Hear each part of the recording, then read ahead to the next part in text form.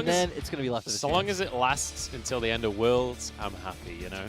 Watch it be the opposite, to where they get right to like the final qualifying game to Worlds, and that's where the magic kind of wears off. Oh no, don't say it. Say it ain't so. We're into Champ Select for game number 2 here. Angel was your MVP, as we didn't really have time to talk about it as we jumped straight into Champ Select here, but eStar have recognized that Angel was the MVP and immediately have banned 2 champions away from it. They always ban out the Syndra. It's not a champion Fenfen likes to play. I expect Suning now to ban out the Kalista. It's a champion they ban out even against teams that don't really play it. It's just kind of their perma-ban. Huanfeng has not been someone who enjoys to play it. Yeah, literally not a single game this entire split. There is that Kalista ban. Huanfeng, plenty of other options though. You know, the Ashe still available, could go for that. The Ezreal, we saw last game, he's more than happy to pick that up. He's also played MF and Kai'Sa, so still plenty of options in the 80 carry pool. On the other side, Wink, 10 games on the Ezreal. It's by far his most picked, but I guess they're going to stick with this Ashe. And I'm surprised, right? The fact that Suning showed, like, hey, we're going to take away Graves from away. We think that's a massive priority.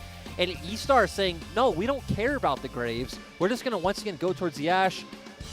Again, we don't know if it's the fact that they think it's the best champion right now or if they are just afraid of giving it over to Suning. And that's the scary thing, right, is when you've got these teams that play so heavily around things like the Ashe. Like, we've seen huanfeng and SwordArt play Ashe and Bard and have this long-range engage. It's a terrifying composition to play against. Other teams, like WE as well, playing really heavily around this Ashe. We've got a few teams that really, really prioritize this pick, and eStar deciding they don't want to have to deal with that. Volibear is the first pick, though, coming from Suning. Yeah, and so far, Suning actually haven't played this champion at all. I have seen that SofM and Bin are both playing in solo queue, so this is a flex pick coming out from this team. And of course, this just does fit SofM's playstyle, right? He was one of the ones who kept playing jungle set when no one in the LPL really was. The big question, though, about the solo queue play is, like, are they playing it in solo queue because they want to play it on the stage, or are they playing it in solo queue because they want free elo? Because it's real strong right now. I will say typically for pretty much all the LPL players, what they're playing in solo queue is what they're going to play on stage. SofM actually has been the one to go against that, because I remember I checked maybe a week or two ago, he was spamming Shyvana, and I was ready. I had my Shyvana notes rearing to go. No Shyvana on stage. I was disappointed. I'm not that disappointed, especially if it's AP Shyvana. It's AP Shyvana. Get that out of my games. I hate it. eStar, though, they're liking the GOAT right now. Xiaobai gets himself the Ornn. It's something we've seen him play time and time again. Loves these big teamfight ultimates. And once again, Wei going to grab himself the Graves. We talked about how this is a super high priority jungler. And overall, this is just eStar getting 2 amazing comfort champions in Ornn and Graves, and they get the takeaway from Huanfeng with the Ashe. Look at this smile on Angel's face right here. He's cycling through different mid laners. Look at that confidence that is oozing from Suning. They are feeling so good right now, and locking in a Kayle. I'm going to be honest, Munch. I'm not a big fan of this for the reason that you now revealed your flex, and you could have made eStar waste potential bans towards top or jungle going into the second phase that they now don't need to waste. I'm not going to lie, looking at the faces of the Suning players, I don't think that they are stressing out about drafting optimally coming into game number 2. And you know what? If I was on Suning, after game number 1 like that, I don't think I'd be that worried about game 2 either. I guess you're right. So what you're saying is Suning should disrespect their opponents, I and never it's said okay. should. I just said that it's not unlikely to see it. We've seen teams play disrespectfully in the past in the LPL. Yes. It's not that rare.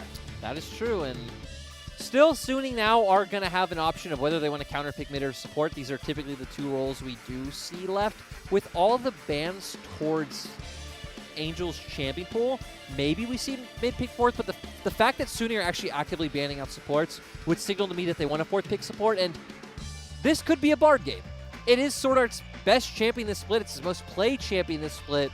Obviously, Ezreal is the type of champion that you feel comfortable leaving alone in a lane, so Ezreal Bard is a great duo, honestly, because obviously Ezreal does a decent job of following up on the poke that you get out of Bard during a lane, but also, as you rightly say, Ezreal totally safe to be alone in that lane, can just avoid any kind of engage. And we saw last game, multiple times, huanfeng able to just zip away from the Ashe ults that came out of Wink. And I'll be honest, Suning's composition so far is really weird. They're not like heavily indexed into one area, right? It's not necessarily a team fight comp yet. There's like scaling in it. Kayle always can teamfight, can side lane. Volibear, since we know he's jungle, wants to go for these early game invades and skirmishes and duels. So Sunning's comp is really going to be determined by the 4th and 5th pick. We'll see what they go for in the end here. And I think actually going for a relatively serious pick. I was looking at their faces. They were giggling away. I wasn't sure what they had up their sleeves. But the Nautilus comes on through. And I think rightly so, because they do need some hard engage here. And this was something I was talking to Dagda with on the last hit, is that I don't like the way we've seen Volibear in a lot of our comps here in the LPL. I prefer the LEC version where you'll see it in jungle and you'll put it with hard engage like a Wukong or Ornn in the top lane and a Nautilus or Leon in support. So now, obviously, Suning are setting up for this more teamfight-oriented composition.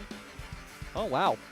We've got a Taric locked in here for Xiaobai alongside an Ashe. Not a combo that you usually see, but I can imagine that the slow actually out of Ashe can set up for the stun from Taric pretty well.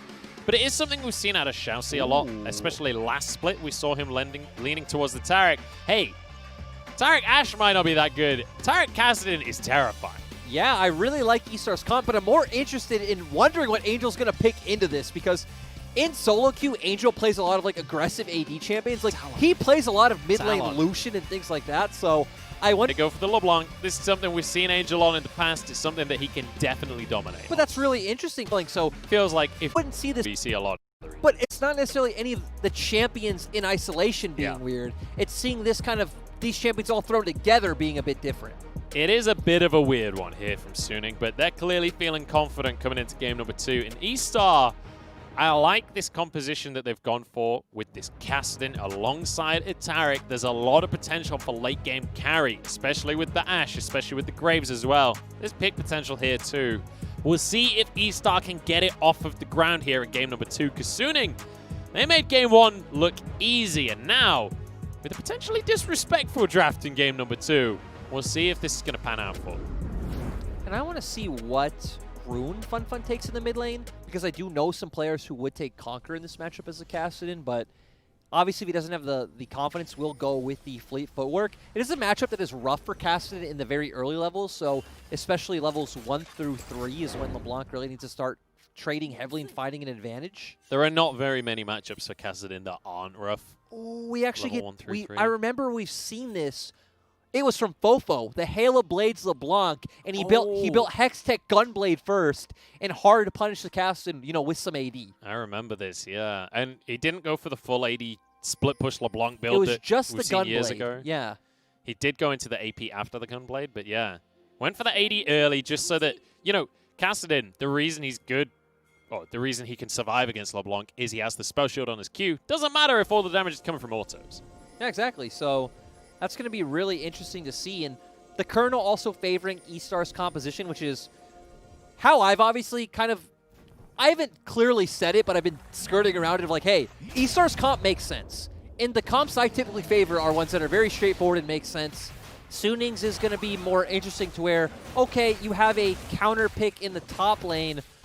I guess this LeBlanc is going to be a counter pick with the way that he's built with runes and items. And you're going to play more around aggressive counter jungling on top side through 2 winning lanes. I love this super heavy leash we just saw out of Xiaobai here. He literally leashed the blue buff while Wei's finishing it off. Goes and starts the Gromp for him. Gives him a little bit of a bellows breath and a slam onto that one. So team player Xiaobai up in the top lane helping out his jungle here, because he knows that he realistically can't touch the wave while Bin is there as well. But we can see the runes here for the side of Angel here on the LeBlanc with the Hail of Blades. Which again, as you rightly say, this is a specific tech into the Kassadin. Yeah, and really interesting. So he does force the wave under turret. I want to see if he's just going to continuously push and try to enable SofM to look for invades, or if he's going to try to set up a bounce back and make it really hard for Fenfen to farm on his side of the lane. So I want to delve into the compositions a little bit more here. Actually, I don't have time. SofM finding a 1v1 in the jungle against Wei. We'll get a bunch of damage down, and I think he managed to grab that red buff as well. Nicely done here by SofM. He wants a chicken on top of everything else. And I think he's going to be able to find it, because Wei does not want this fight right now. He'll be stunned. Sky Splitter comes through. We might have a solo kill in the jungle. Wei forced away on a black code. Yeah, overall, really good and aggressive play coming out from SofM. Of course, Wei going for the fleet footwork rather than something like a phase rush. Hook through from SwordArt. We've got a fight 2v2 here, but SwordArt did not win that trade. No, but So overall, still Suning control the wave, but Munchmills, you were saying you wanted to delve into these comps. So yeah, delve away. So my big question, like, for any viewers at home, like, you've been talking about how eStar's comp makes a lot more sense. Talk me through the win condition here. Talk me through the strategy of how you pull off this Kassadin Taric combo, because it's not something we see all too often. True, but so when I say this composition makes sense, it's that when we get to, especially the mid game, right? We know this is a comp that's going to want to group up as 5. You have the Enchanted Crystal Arrow as well as the Call of the Forge God to start up any fights. You have a great Taric ultimate for if they want to come into you, which, as we've seen, LeBlanc is this type of champion that wants to jump in, burst you down like we saw from Zika earlier today. Kassadin's going to get very tanky later on. Xiaobai is going to be extremely tanky. Graves also going to get tankier since he does have the Black Cleaver, so you're kind of nullifying the LeBlanc. The Volibear obviously not going to be much of a damage dealer either because he's just going to be more of a frontline threat. You have a better frontline because you have an Ornn, you have a Taric, and you have Ornn items coming out.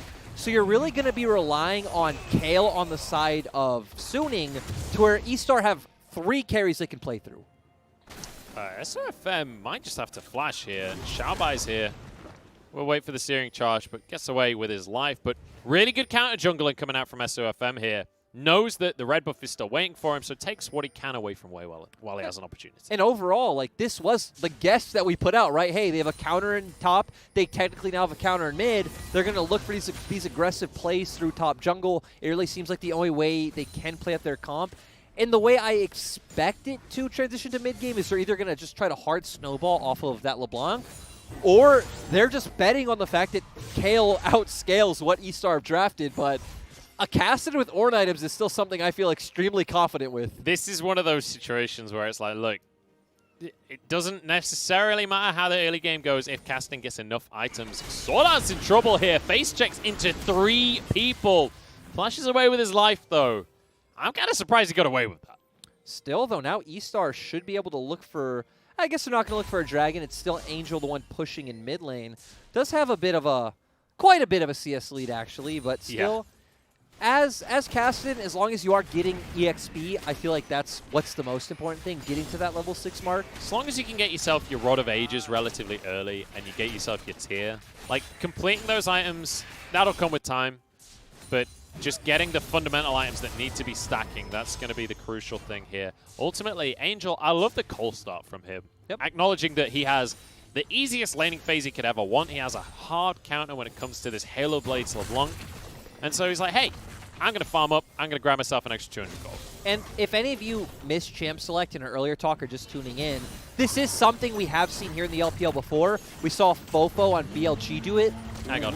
Finn's in trouble here. Flashes the knockup.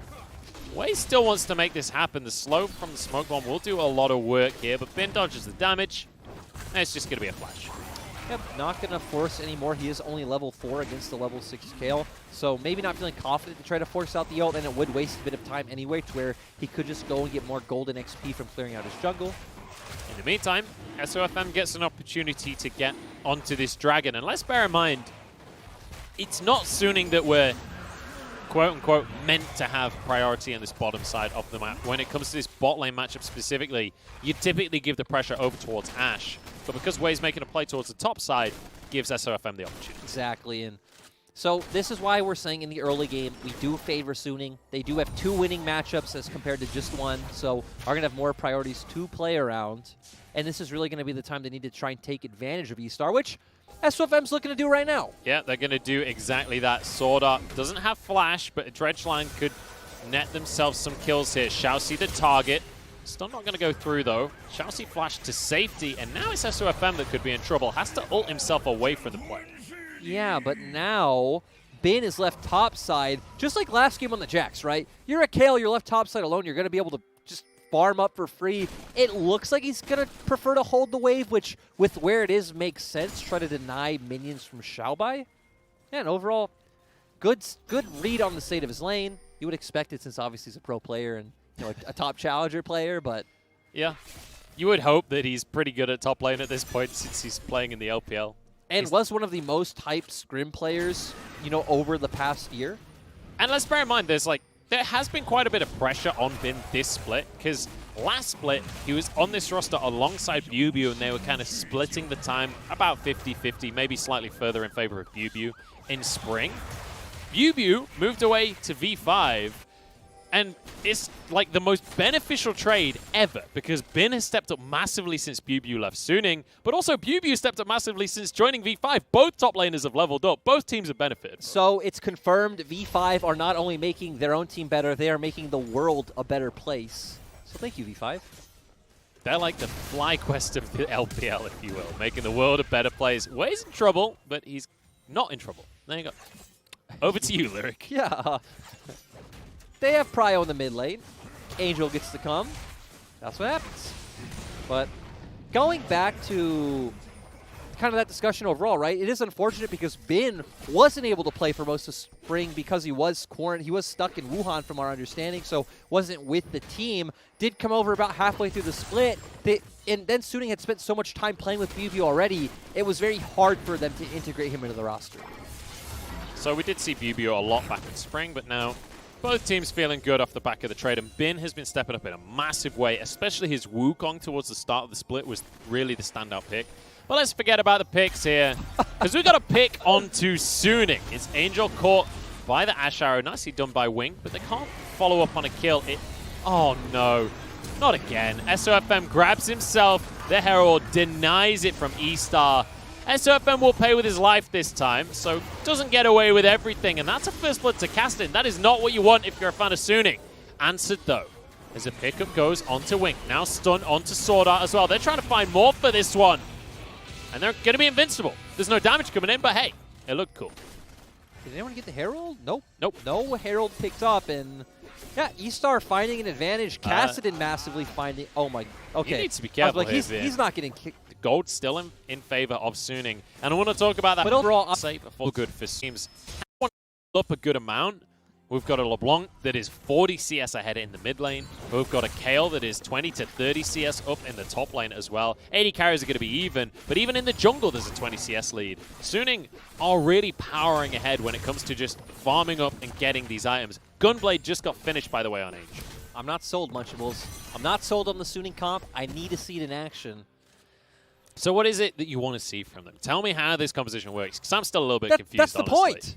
That's the point, Munchables. That I don't really see how this is supposed to work unless they're just going to snowball through the solo lane advantages that Angel and Bin build up and then transitions into more of like a 1-3-1 style composition. But it does feel like at some point, Fenfen will obviously be able to match Angel in the side lane. And then eStar just have so much engage, they're just going to be able to constantly force at neutral objectives anyway. We'll have to see if that's going to be how it all plays out. Angel gets another trade onto Fenfen. It's getting already significantly less one-sided, though, in that mid lane. True, but so that's still where I'd expect to see Suning need to take over this game from, is just keep rotating Angel, find numbers advantage, find picks, and, build up a huge gold advantage to where, scaling and team fighting, all that stuff doesn't necessarily matter. Well, Lyric, I have some good news for you.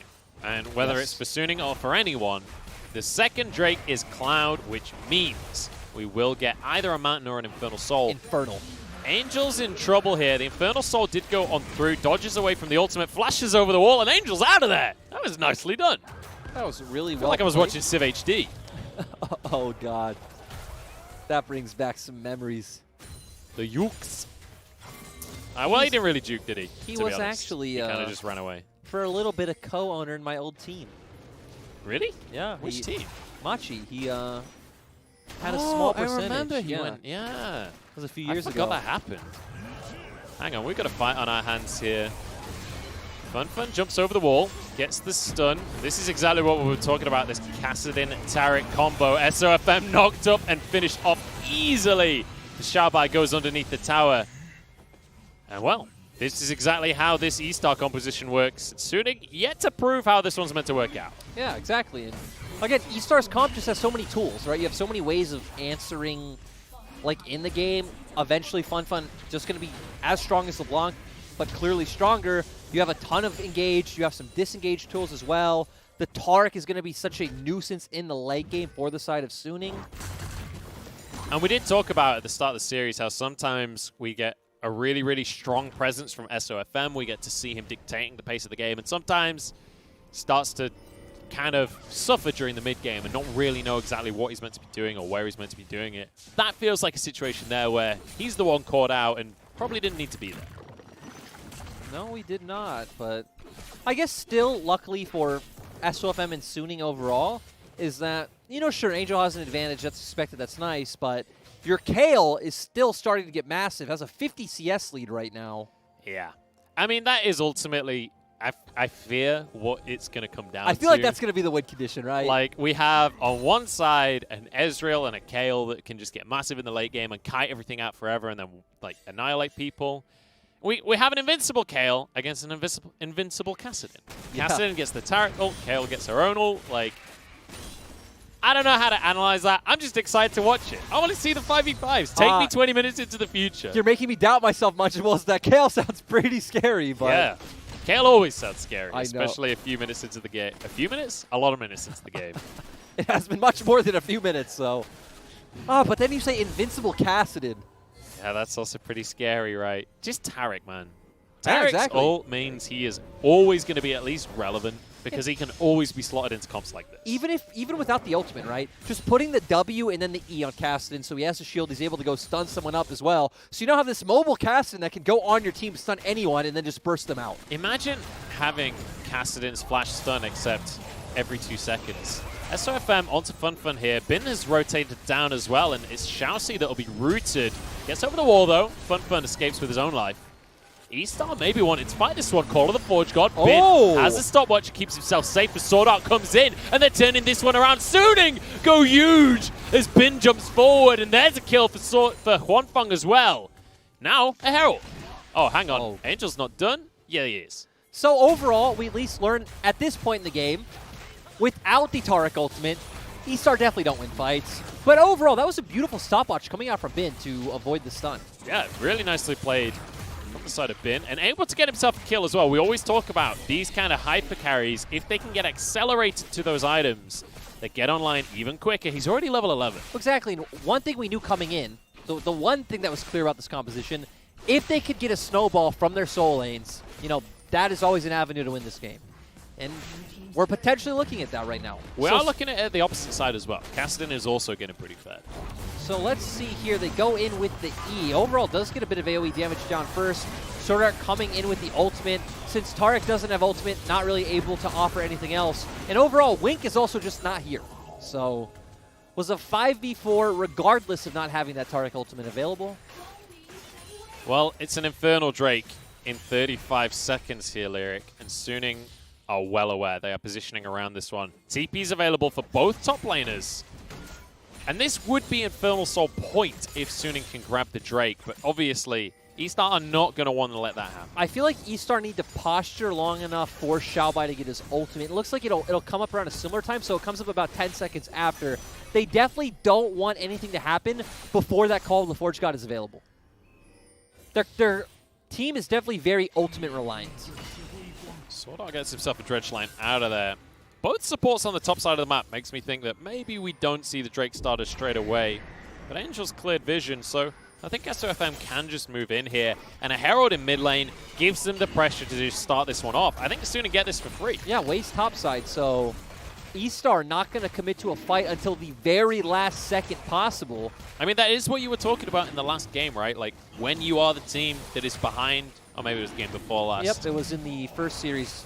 It's like when you have the composition that doesn't want to fight right now, wait until the last possible second, get as much scaling as you can before you pull the trigger on the important fight. Yep, and obviously, it depends on what tools you have in your composition, but at least the very broad philosophies, if you fall behind on an earlier mid-game comp, right, that's when you're looking for those big Hail Marys of like crazy plays, taking something that you... Infernal Soul. It obviously working through. Forces out the ultimate. Finn survives at least, collateral damage across the team, and everyone just throwing ultimates. Let's just hit the Archie, see what happens. And the Call of the Forge God is so important for eStar. I feel like throwing that one out for a kill that's not guaranteed is pretty not worth it.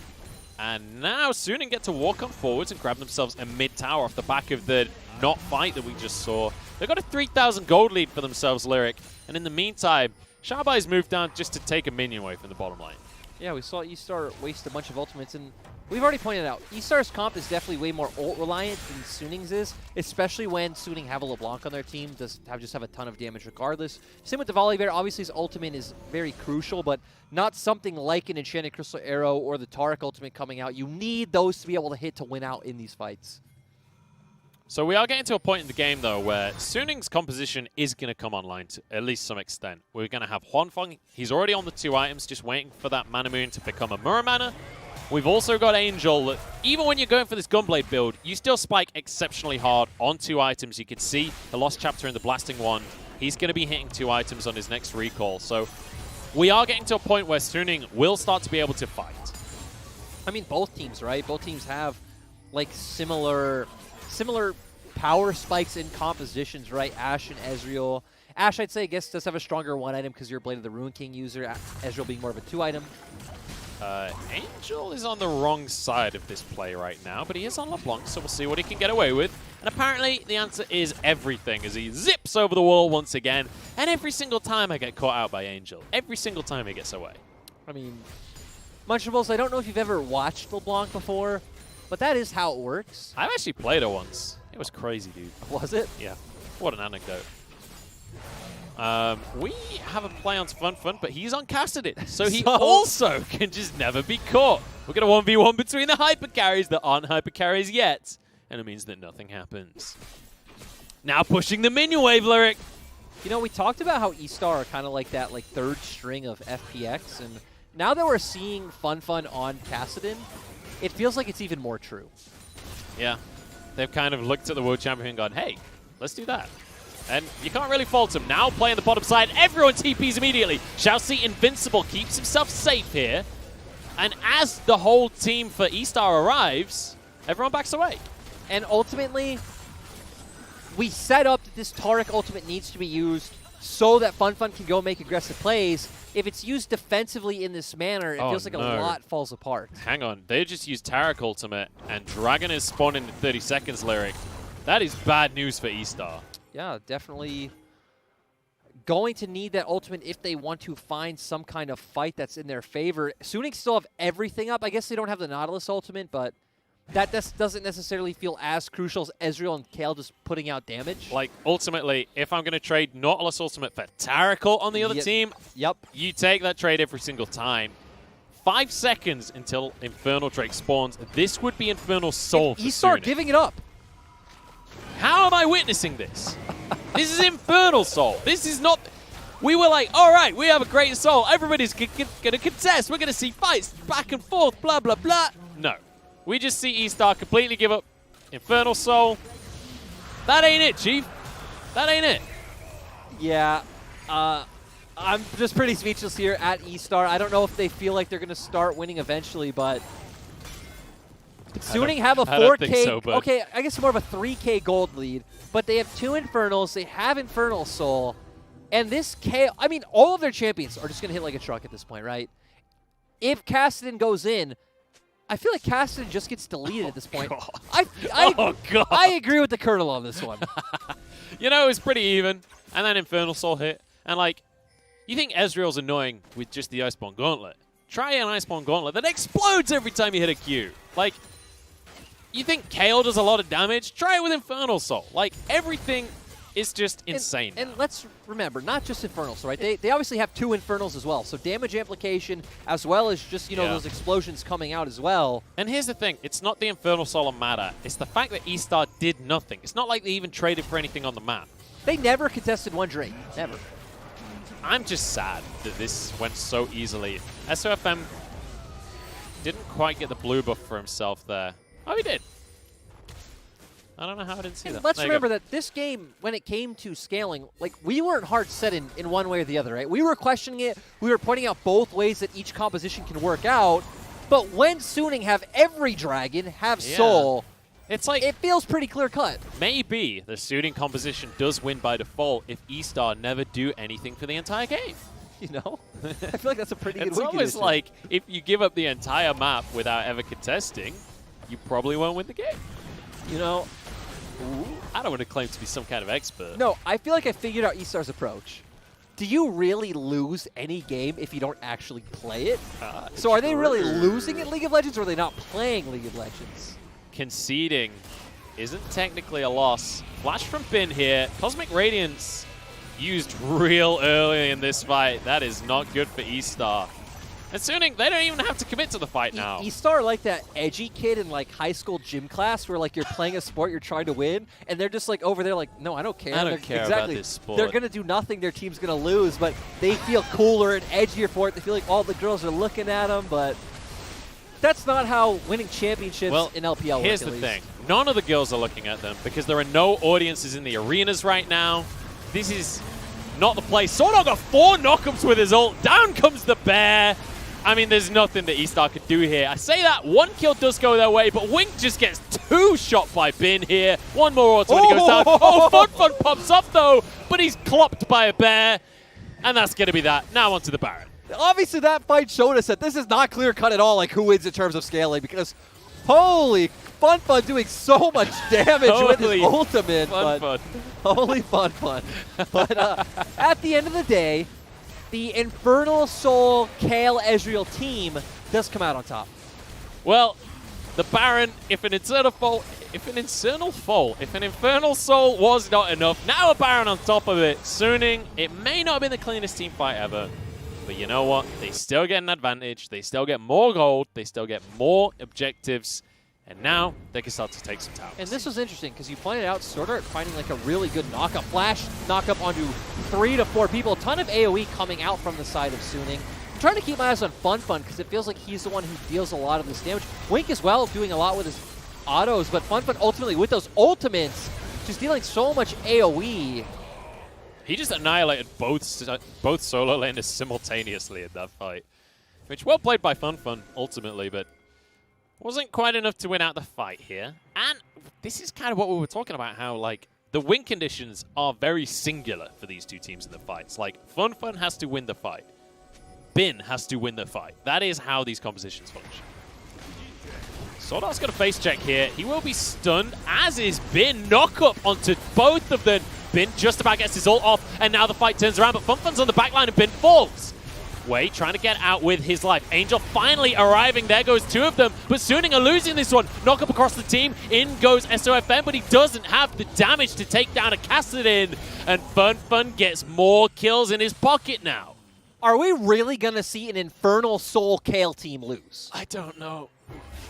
I'm not really sure at this point, Lyric, but you know what? I'm buckled in and I'm ready for the ride that this game is about to give us. I feel like we all are. I don't think this was ever about win conditions or analysis. Yeah. This was about seeing how whatever Suning put together with the Kayle works out into eStar's comp. And you know what? I don't think we're actually finding a clear answer. We're getting a really LPL day today, aren't we? Yes, we are. Our first series was incredibly LPL. Now we're going to see the exact same thing here. And I mean, great engage, honestly, from eStar. This is really well set up. Yeah, and this was Suning face checking, right? So even Bin getting extremely low to start off. He was like 20% HP by the time Fenfen got into the fight. And now it's just, okay, we have this Kassadin that is fed, that has scaled up, doing so much damage. On the side of Suning, it really is all about Kayle. I mean, huanfeng as well has the potential to be a force in these fights, but obviously you're never just going to be able to get away from the Kassadin. And he's 4-1-4. Yeah. This is the thing, right? Fenfen is now massive. He's already finished his Seraphs. He's stacked his Rod of Ages that we were talking about. That's a lot of damage out of Angel. He's certainly no slouch either. We got 5 seconds until an Elder Dragon. This could be the moment where eStar turn things around. I mean, the game is going to be decided right here and right now, Munch. Let's find out who gets it. Bin DPSing the hell out of this Drake. They might just get it before there's any contest coming on through. They're going to stop DPS here. In comes Xiaobai with the ulti, keeping everyone safe. It's taken by eStar. They might have just won the game. Now onto the rest of Suning as they annihilate their health bars. Bin with an ultimate, but you can't escape the Kassadin. Down he goes. A double for Fenfen, and eStar have somehow pulled this off. Munchables, that made no sense to me. We actually saw Suning get the dragon that low, and then just back off when all of eStar rock up and throw down Taric ultimate. Like, hey, sure, you guys can have that dragon. We'll posture for a better fight afterwards. That makes no sense. You don't get a better fight when they've got Elder Dragon. Infernal Soul went the weight of Suning with basically no contest. See you later, Xiaobai, by the way. But actually, is that enough? Maybe they can stop them ending. I'm actually surprised. All right, nicely done, Angel. Once again, Angel is the standout for Suning. Ah, Munchables, I don't understand what is happening this game. Does anyone? So they use Taric until they walk forward. Everyone from Suning backs off. Everyone. They don't keep anyone close to try to get a smite. SofM does his best, but still, now all of the members of eStar just run forward. We had a really great Taric ultimate, and I don't know if you saw that, but Angel, as soon as the dragon's gone down, is like, all right, guys, I'll see you later. Goes down to bot lane and just starts recalling. He's like, I'm not even going to try. Like, this fight is over. I mean, we talked about earlier in the day, the power of friendship is what wins games. So that could be the reason Suning are losing. Are you saying they're not good enough friends? Potentially. I don't know. They look like they were pretty good friends when we were looking at them on the cameras earlier. They were all laughing together, memeing around during Champ Select. Maybe they're regretting the memeing around a little bit now. I just want to say, I like how we discussed about eStar waiting till the moment they needed to fight. We were criticizing them all game long about giving up all these dragons, and they come out with the big brain of like, hey, we never needed the dragons. It's not about Kassadin or Kayle. It's just, hey, their comp is way more coherent and makes way more sense. But still, man, this is back and forth. Oh, huanfeng gets caught, but he has QSS. Knock up out of Xiaobai as well. That's a couple of ults used by eStar, but I mean, they still have Elder Drake, so there's no way that Suning actually fights them. I mean, Kassadin is also full build if he's just going to upgrade his Dark Seal to Medjai's. Well, that would mean he's not still full build, because he hasn't upgraded that to a Medjai's. Okay, he's right at the precipice of full That's build. like saying someone's full build because they have 6 ruby crystals and they're only going to build health items. That is not the same at all. It's basically the same. That is nowhere close to the same thing. You know, we deserve to call him full build because he has an Ornn upgrade as well. Look at that gold swing. That is insane. Right now, Fenfen, I mean, whether he's full build or not, he's still late game Kassadin, and that is realistically all that matters. Angel, you remember when you were winning those trades earlier in the game? No way now. You don't get to do that anymore. Fenfen knows it. He realizes, though, well, actually, to be honest, I think he could have won even 1v3 there. He's got to that kind of Kassadin. He definitely wouldn't have won, but I don't think he would have died. So I guess it depends on how you're going to justify a win in a 1v3. I would have said that he probably could have just won by all definitions. If he dodges the CC. Wow. I like how Angel thought he wanted to go in, and then Fenfen obviously just going to ult forward. Realized, no, he doesn't. I think that's the right decision. I don't think going in onto Fenfen is the play. But let's just clarify one thing here. As the Baron is started by eStar, if Fenfen oversteps, it is still very winnable for Suning here. They still have insane damage. They still have a Kayle. We have the 2 insane hyper carries in the same game here. One on either side. This could go either way. Yep, we have seen that eStar.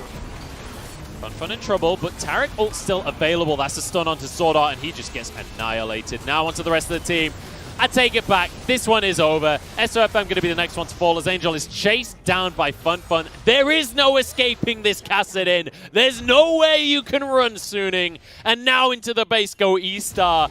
Lyric, we're going to 3 games. We're going to the full series here. And eStar pulling this one out of the back. Yep, and we have found out an invincible Kassadin beats an invincible Kayle. That we did. We're going to 6 games here today, Lyric. And you know what? It couldn't have gone any other way. I was thinking maybe Suning could take this one, but the draft definitely going the way of eStar. And when Kassadin gets to do Kassadin things, this is what happens.